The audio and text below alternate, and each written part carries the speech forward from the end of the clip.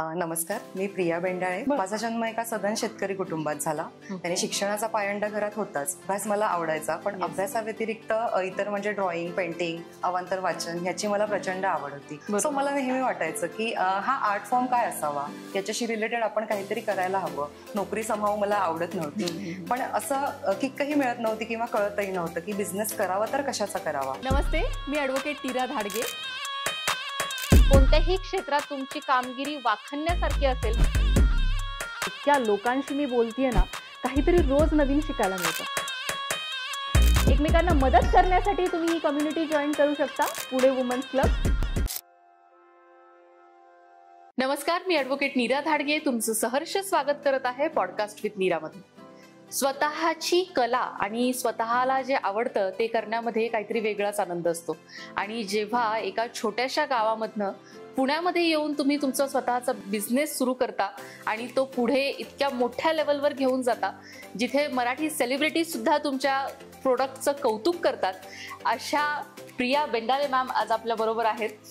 या सगळ्या गोष्टी ज्या मी सांगितल्या त्या आता त्यांनी करून झालेल्या आहेत आणि तुला बघून आज इथे मला खूप छान वाटतंय. आपण आय गेस 2-3 मीटअप्स मध्ये भेटलो आहोत. काम आणि तुझे जे प्रोडक्ट्स आहेत ते तर मला खूप आवडतातच, माझ्या घरच्यांनाही खूप आवडतात. त्याच्याबद्दल आपण खूप अजून जाणून घेऊ. त्याच्या आधी तुझी आमच्या ऑडियन्सला ओळख करून द्यायला आवडेल. नमस्कार, मी प्रिया बेंडाळे. जळगाव जिल्ह्यातील साळवे माझं गाव. माझा जन्म एका सधन शेतकरी कुटुंबात झाला. त्याने शिक्षणाचा पायंडा घरात होताच. अभ्यास मला आवडायचा, पण अभ्यासाव्यतिरिक्त इतर म्हणजे ड्रॉइंग, पेंटिंग, अवांतर वाचन ह्याची मला प्रचंड आवड होती. 10वी पर्यंतचं शिक्षण मी गावात पूर्ण केलं. त्यानंतरचं पुढील शिक्षण मी जळगावमध्ये पूर्ण केलं. मी पोस्ट ग्रॅज्युएशन केलंय मायक्रोबायोलॉजीमध्ये, BEd केलंय, डबल ग्रॅज्युएशन केलंय केमिस्ट्रीमध्ये, DMLT सुद्धा केलंय. आणि ज्या कॉलेजमधनं मी पोस्ट ग्रॅज्युएशन केलं त्याच कॉलेजमध्ये मी असिस्टंट प्रोफेसर म्हणून जॉईन झाले. ती 2010ला मी जॉईन केला. तर जसं की मी म्हटलं, मला अवांतर वाचनाची आवड होती. तर लहानपणी मी एक पुस्तक वाचलं होतं, हिस्ट्री ऑफ इंडियन आर्ट. तर त्यामध्ये व्हेरियस फॉर्म ऑफ आर्टचा उल्लेख होता, जसं की मधुबनी पेंटिंग, कालीघाट पेंटिंग, फड, कलमकारी, लिप्पण आर्ट, अशा बऱ्याचशा आर्ट फॉर्मचा. आणि तुला माहीत असेलच की जळगावपासून अजिंठा लेणी जवळ आहे. तर अजिंठा लेणीमध्ये जी काही भित्तीचित्र आणि तैलचित्र आहेत, तर ती किती अशी व्हेरियस इंडियन डायव्हर्सिटी आणि रिच हिस्ट्री शो करतात. सो मला नेहमी वाटायचं की हा आर्ट फॉर्म काय असावा, याच्याशी रिलेटेड आपण काहीतरी करायला हवं. नोकरी समाव मला आवडत नव्हती, पण असं किकही मिळत नव्हती किंवा कळतही नव्हतं की बिझनेस करावा तर कशाचा करावा. तर मग मी जरा जॉब करतानाच जळगावमध्येच शोध घेतला. तर मला आकार इन्स्टिट्यूट बद्दल कळलं. रईस काझी सर म्हणून आहेत, तर ते हा म्युरल आर्ट फॉर्म शिकवतात. त्यांच्याकडे मी 3 महिन्याचा बेसिक कोर्स केला. जॉब सुरू होताच दरम्यान लग्न झालं. लग्नानंतर मी बरेचसे छोटे छोटे वास्तू म्युरल बनवणं, छोट्या छोट्या नेमप्लेट बनवणं, ज्यामध्ये या आर्ट फॉर्मवर मी काम करत होते. त्यानंतर मला बेबी झाल्यानंतर थोडा गॅप पडला, एक 2-3 वर्षाचा गॅप झाला. त्यानंतर 2015ला मी पुण्यात शिफ्ट झाले. मायक्रोबायोलॉजी बेस होताच, त्याने मुलाला वेळ देऊन मला क्लासेस घेणं त्यावेळेस सोपं होतं. मग 11वी-12वी बायोलॉजीचे क्लासेस आणि मेडिकल एंट्रन्स एक्झामचे क्लासेस मी घेतले. ज्या इन्स्टिट्यूटमध्ये मी काम करत होते शेडगे सरांच्या, तर त्यांना माझ्या या आर्ट फॉर्म बद्दल कळलं. त्यांनी मला बढेकर ग्रुपला रेकमेंड केलं, जे आपल्याला सगळ्यांना माहिती आहे की कोथरूड मधली वेल नोन कन्स्ट्रक्शन कंपनी. तिथे मी माझं आर्टवर्क प्रेझेंट केलं आणि मग तिथून मला माझी पहिली कॉर्पोरेट असाइनमेंट मिळाली. ऑफिशियल कॉर्पोरेट असाइनमेंट आपण म्हणू शकतो, जी होती कोथरूड सांस्कृतिक महोत्सव 2020ची. आणि खूप मोठा टास्क होता. तुला सांगते की विदिन 3 डेज मला 100 म्युरल्स बनवायचे होते. आणि ते म्युरल्स म्हणजे अनेक दिग्गज मंडळींपर्यंत जाणार होते. त्यावेळेस हास्य जत्रेचे शो होत असत त्या प्रोग्राम मध्ये. सो त्या कलाकारांपर्यंतही माझे म्युरल्स जाणार होते. त्यांनी जरा टेन्शनही होतं, प्रेशर होतं, पण केलं. कोथरूड सांस्कृतिक महोत्सवामध्ये माझं आर्ट फॉर्म बऱ्याच दिग्गज मंडळींपर्यंत जाणार होता. तर एक प्रेशरही होतं आणि वेळ फक्त 3 दिवसांचा असणार होता. त्या 3 दिवसांमध्ये हो सांगून दिलं, पण खूप मोठा टास्क होता की कसं करायचं. त्यावेळी माझ्याकडे टीम नव्हती. मग तेव्हा मिस्टरांनी मदत केली, भावाने मदत केली, चुलत बहीण आली आणि 3 दिवस म्हणजे कम्प्लिटली दिवस रात्र काम करून मी ते 100 म्युरल्स बनवले. आणि त्यानंतर बऱ्याचशा पब्लिक फिगर पर्यंत माझं काम पोहोचलं. दरम्यान मी नेमप्लेट्स बनवत होते, क्लायंट रिव्ह्यूज देत होते. सोशल मीडियावर सुद्धा प्रियाज आर्ट अँड गिफ्टचं पेज बूम होतच होतं. खूपच ट्विस्ट अशी तुझी गोष्ट आहे आताची. पहिली जेव्हा तुला कॉर्पोरेट गिफ्टिंग वाली किंवा ही जी ऑर्डर मिळाली त्याच्यानंतर तुला खूप साऱ्या मराठी कलाकारांबरोबर पण फोटोज वगैरे आले तुझ्या प्रोडक्ट्सचे, तर त्याच्या संदर्भात आम्हाला थोडंफार सांगशील? तो एक्सपिरियन्स कसा होता? तो एक्सपिरियन्स अतिशय अमेझिंग होता आणि ते खूप प्राऊडची गोष्ट होती. पण टेन्शनही त्यासोबतच होतं की व्यवसायात कधीतरी काहीतरी करून उपयोग होत नसतो. व्यवसायामध्ये सातत्य आवश्यक असतं. मग पुढे काय करायचं त्या रिलेटेड थोडंसं प्लॅनिंग केलं आणि मग मी एक्झिबिशन्स प्लॅन केले की सेलिब्रिटीज पर्यंत आपण पोहोचतोय पण सर्वसामान्य लोकांपर्यंतही पोहोचायला हवं. कारण सेलिब्रिटीजला जे गिफ्ट जात होते ते एक्सपेन्सिव्ह होते, जे सर्वसामान्य लोकांना परवडत नाही. वास्तुशांती असू देत किंवा मग काहीतरी ओकेजन असू दे किंवा मग होम डेकोर रिलेटेड वस्तू काही असू दे, ती लोकांना रिझनेबल रेटमध्ये द्यायचा, बरोबर, ती आपण प्रोव्हाइड करायची, अशा गोष्टीकडे माझा जास्त कल होता. सो मग मी त्यानंतर त्यावर काम केलं. तुझे मी प्रॉडक्ट्स पाहिलेले आहेत आणि अस्सल मराठी किंवा पुणेकर आणि वरती छोटी त्याची टोपी, पुणेरी टोपी, असे म्युरल्स तुमचे आहेत. तर ही कल्पना कुठून आली? ही कल्पना जिथे आपण राहतोय तिथल्या लोकांची गरज आपण सगळ्यात आधी ओळखतो, हे जास्त महत्वाचं आहे. ते तिथून सुचलं कारण पुण्याने मला भरपूर दिलं. माझ्या कलेला समहाव पुण्यामधनच मला चांगला माझ्या कलेला रिस्पॉन्स मिळाला.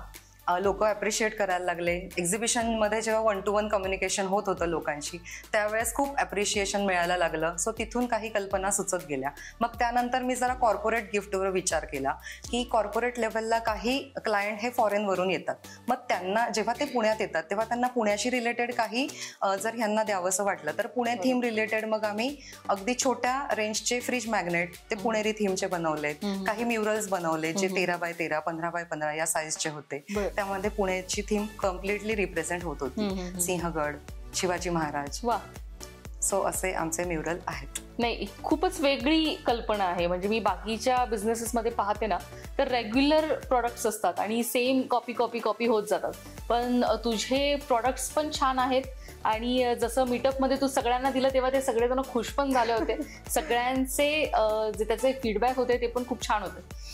हे सगळं करताना जेव्हा फॅमिली लाईफ आणि आपण पर्सनल लाईफ जेव्हा मॅनेज करत असतो किंवा एक व्यक्ती बिझनेस जेव्हा करते तेव्हा तिच्या मागे तिची फॅमिली उभं असणं खूप महत्वाचं असतं.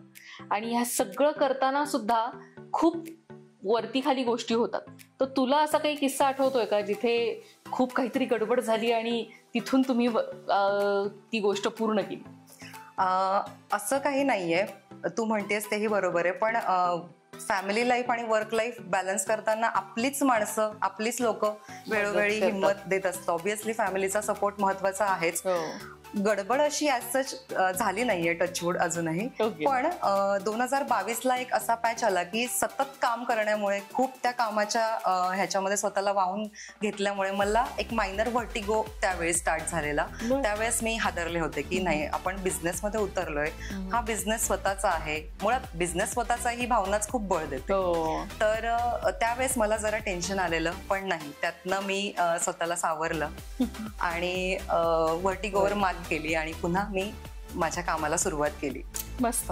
तुझ्या गावाचा तू उल्लेख केलास. जळगाव मधल्या एका छोट्या गावामधनं तू आली आहे आणि तिथली शाळा बंद पडली आहे असं मी तुझ्याकडून ऐकलं.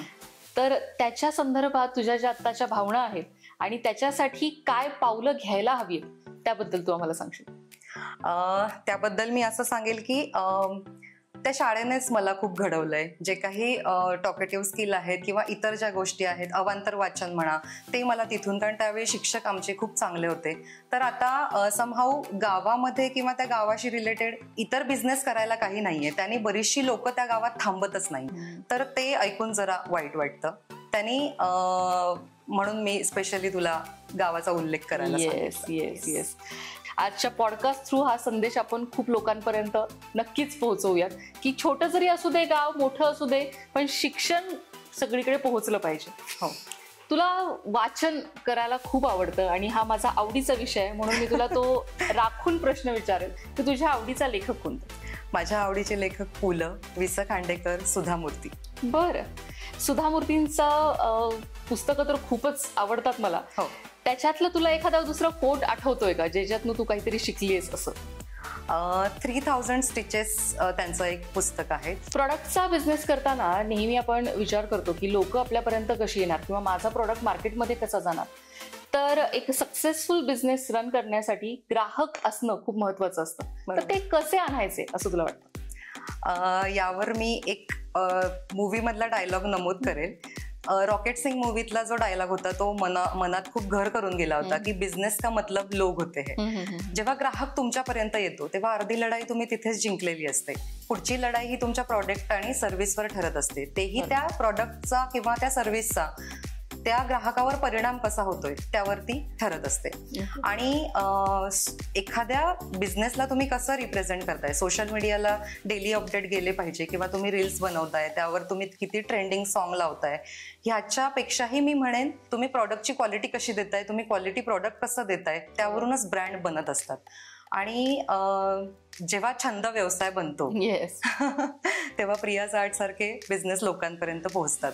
अशी आपली प्रिया छोट्याशा शहरामधनं, छोट्याशा गावामधनं आज आपल्यापर्यंत इथे येऊन एक स्वतःचा छान बिझनेस सुरू करून तो बिझनेस इतका पद्धतीने ती ग्रो करते आहे आणि खूप लोकांना बरोबर घेऊन चाललेली आहे. थँक्यू सो मच आज प्रिया तू इथे आलीस आणि आम्हाला एवढं सगळं सांगितलंस. थँक्यू.